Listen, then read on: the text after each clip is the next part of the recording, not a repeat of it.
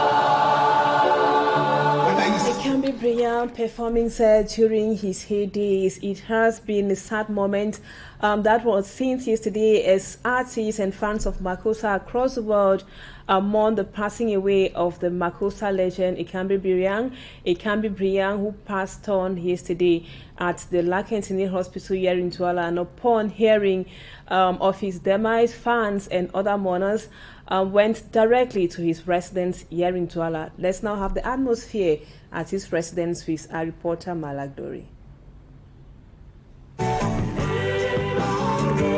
The Makossa icon quits the stage at the age of 74.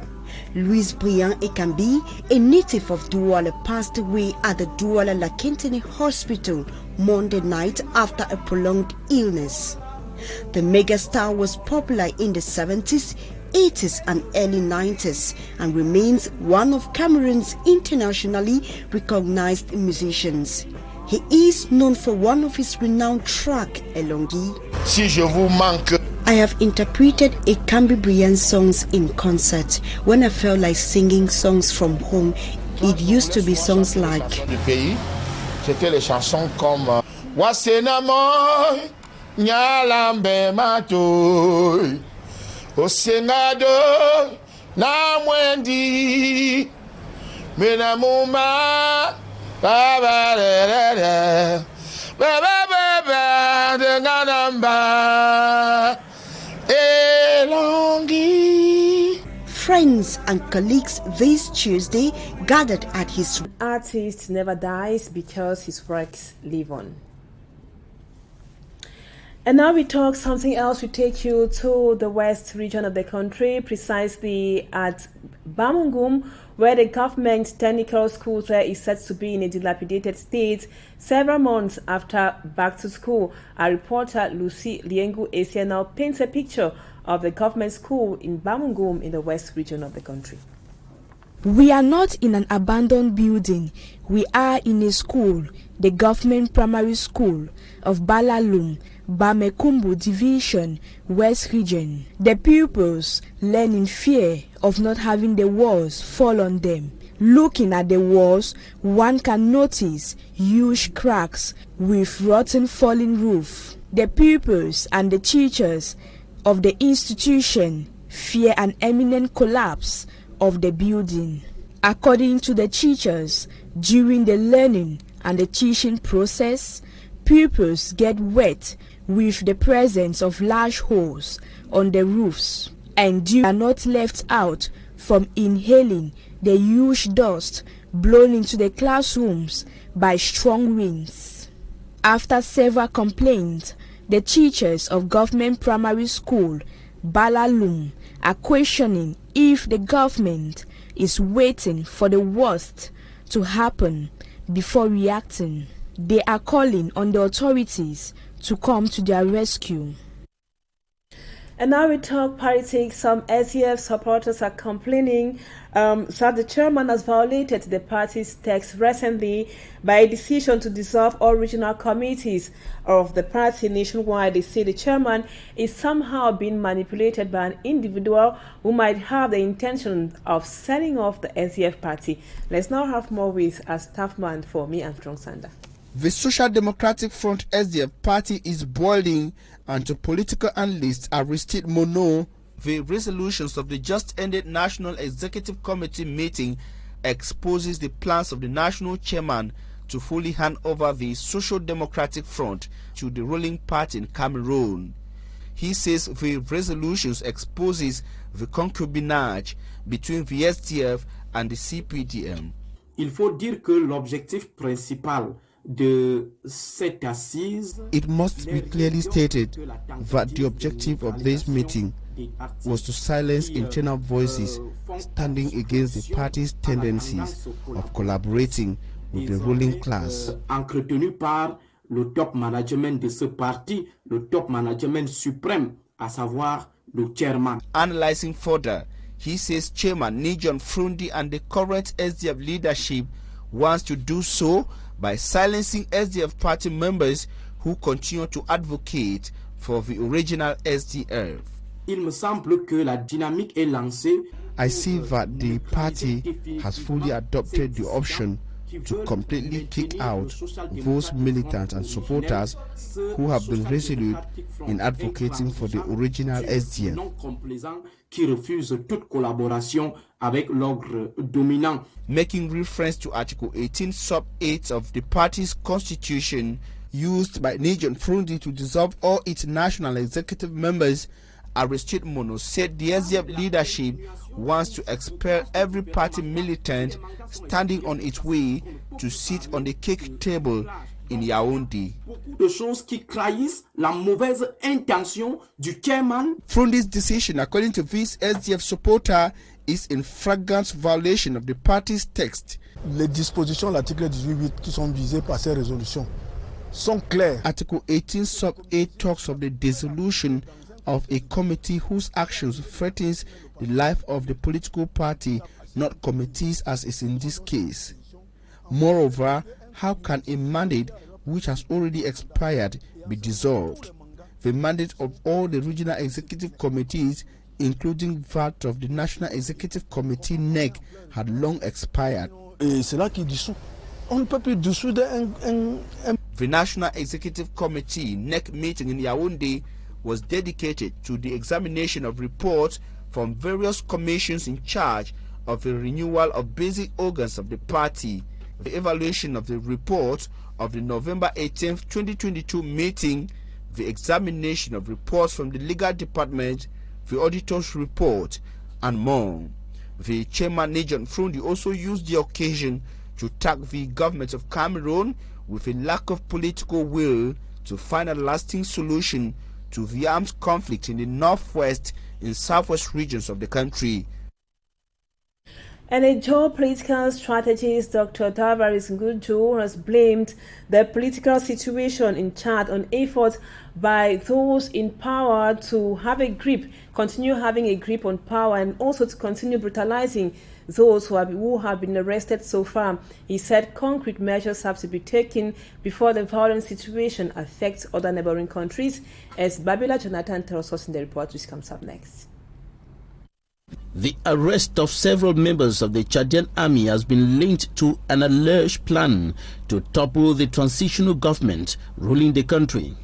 A government critic, human rights activist Baradin Barti is also in detention. Meantime, at least 139 people arrested during a bloody crackdown on anti-government protesters last October have been released. Dozens of people were killed during the protest over the ruling military government's grip on power via a decision to further delay the country's transition towards civilian rule.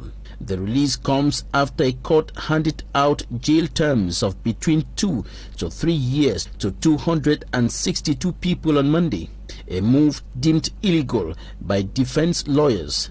The defendants were charged with taking part in an unauthorized gathering, destroying belongings, arson, and disturbing public order. Chad has been in political turmoil since April 2021, when then-President Idriss Déby was killed while visiting frontline troops fighting rebel forces threatening his 30-year rule. Despite efforts of the transitional military government, the country's socio-political and security climate remains unstable. Premièrement, le président, le général Déby fils, est dit prolonge la transition pratiquement arbitrairement pour 2 ans. Geopolitical strategist Dr. Dalvaris Nguju points to the fact that delaying the return to civilian rule by over 2 years and making it possible for the transitional president to be candidate is the problem. Non, les principaux partis ne faisaient pas partie de ce dialogue-là. These are the outcomes of a national dialogue he qualifies as a failure due to the absence of major figures of the opposition. Et pire, c'est que quand on a arrêté les gens, according to Dr. Dalvaris Nguju, another thing worsening the situation is the inhumane, illegal and brutal treatment of persons arrested in connection to the unstable socio-political situation of the country. C'est important que l'on puisse prendre des vraies mesures concrètes, concrete and appropriate measures should be taken to calm tensions and provide lasting solutions to the problems raised by the opposition and civil society leaders. And now, as the U.S.-Africa Summit opens, President Paul Biya is in attendance at Washington, D.C. alongside his delegation. Prior to the kickoff of the summit, President Paul Biya had a private roundtable where he spoke about investing in Africa and the need for Africa to seek for more financing. He also adds that insufficient finance is one of the factors impeding development on the African continent. Let's now have more with our reporter, Innocent Aze. Cameroon's President Paul Biya was part of the private roundtable on financing as a tool for development of Africa that took place on Monday, December 12, before the official opening of the United States Africa Summit on Wednesday, December 14. Delivering his speech, President Paul Biya revealed why Africa's economy is still limping. L'un des freins au développement de l'économie africaine. Lack of finance is the major problem affecting Africa's economy, despite its richness in natural resources. D'un énorme potentiel en ressources naturelles. These natural resources either remain unexploited or whose exploitation does not experience on-the-spot transformation. Par la transformation sur place. A factor which causes African states struggling to develop to seek financial aid from European countries, help which is often accorded with conditions, despite existing laws governing grants of financial aid. Le cadre juridique qui gouverne généralement. Such help given African countries, he says, goes as far as fragilizing and destabilizing institutions. Au risque budgétaire et de stabilité de nos institutions. The head of state believes Africa's ailing economy can be diagnosed. He proposes some solutions, with one being l'une des solutions passe par le financement de l'exploitation. Financing of exploitation and transformation of Africa's natural resources on the spot. Africa is in need of a huge long-term capital. A capital market for Africa thus needs to be put in place with adaptive mechanisms. D'un véritable marché africain des capitaux, susceptible d'offrir des outils adaptés au financement du développement de l'Afrique. According to President Paul Biya, this is the only way through which Africa will witness its own structural transformation and its progressive autonomy. And now we take you to Qatar to meet Martin Jikan Gabriel, who tells us that in that country, animals such as cats, dogs, and even birds are protected at the same level as human beings. Killing a cat or a dog in Qatar is highly punishable by the law. And why are dogs, cats, other animals and birds protected so much by the Qatari law? A reporter or a special envoy to Qatar's Martin Jikan Gabriel spoke to a veterinarian who is based, a Cameroonian-based veterinarian in Qatar. He now tells us why those animals are so much protected by the Qatari law. You're welcome to Doha. On today's edition of our Discovery, we're going to tell you the reasons why we have so many cats on the street in Qatar. These cats live freely, they have food, they have water. But why are they living freely here in Doha without anyone hurting them? That is what you're going to discover in today's Discovery page. On the streets of Qatar, one can't move without meeting cats that freely move from one end of the town to another. They are the only animals served with food and water along the road. For those that don't feel comfortable on the roadside, they can find their comfort on a tree. In one of the parks where these cats have taken as their home, we met with a Cameroonian who has stayed in Qatar for several years.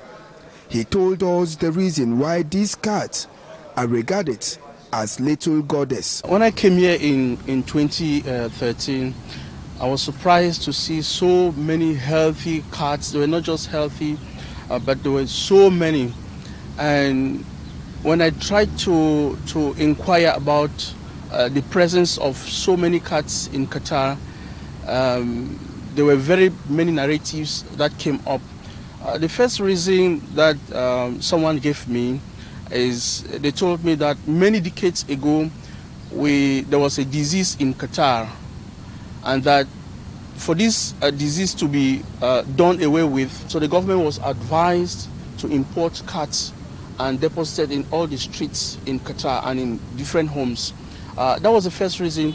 Another narrative that I got was that there were so many rats many decades ago, and so to do away with these rats, the government was advised to import cats, and these cats were imported and deposited in every street, and that's why you see that I suspect that the number of cats that are in Qatar are even more than the population.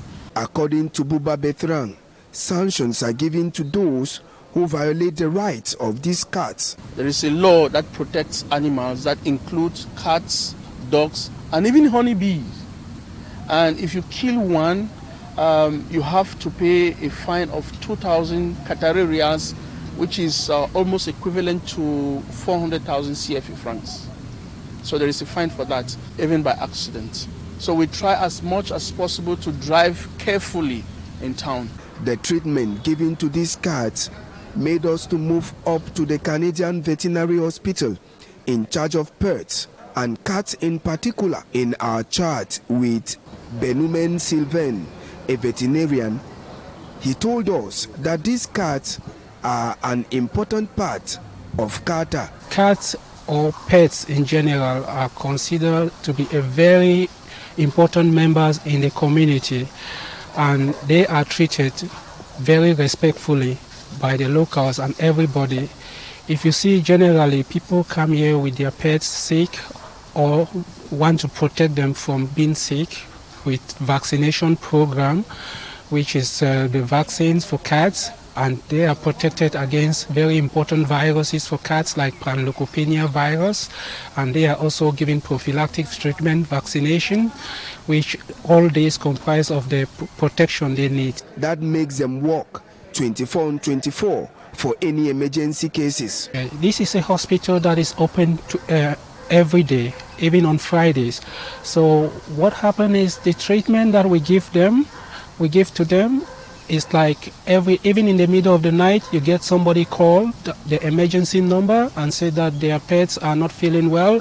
It's either vomiting or diarrhea or might have been intoxicated, because the cats that they put at home, sometimes they put some toxic substance without knowing, and they get intoxicated by ingesting any of these poisonous substances, and then they tend to be very sick. And they call the emergency number. We have to put an IV catheter. We have to do some blood work. All of this will determine just the same kind of treatment you do for humans. We are told cats feed normally like humans and have very special diet. They are compounded from meat backgrounds, some very rich plants like soya beans. Also you have like bone meals, fish meals, all of these, just the same way they go through very serious processing and check-ins and for them to be passed for consumption. And when they go through this process, like here in Qatar, they have other products inspection that they will tell you which product needs to come into the country or not, and such things, it goes through checking as well. The number of cats found in the street of Qatar might be the reason why rats are missing in Qatar. Cats are the kings in Qatar. Interesting discovery there, Smart. Thank you so much for that report. And viewers, we have come to the end of the news. But before we go, just to let you know that Cameroonians continue and artists still continue to mourn the death of one of the most cherished Makossa legends in the world, not only in Cameroon, Ekambi Brian. And as we end this edition of the news, we leave you with an extract of his music in this excerpt. Bisonawa madina basima topai wa mukaka neno banono natena opinde ai kanje pese bodie o matimba non karatanda wa moda dinosena momie wa wasanje.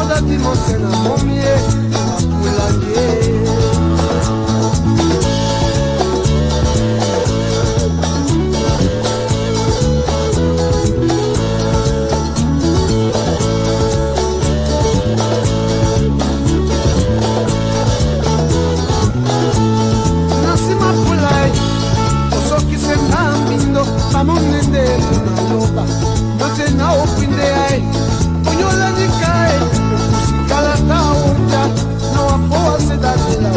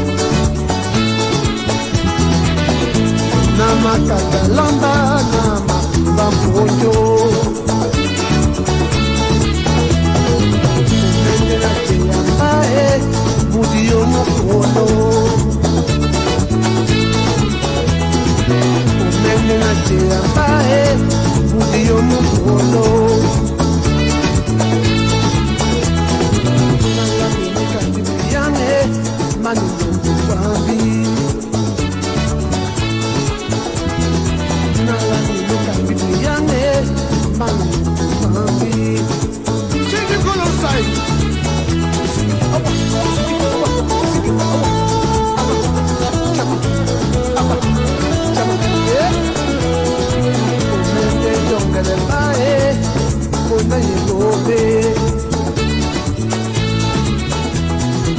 omende jongele mbae ona yegobe.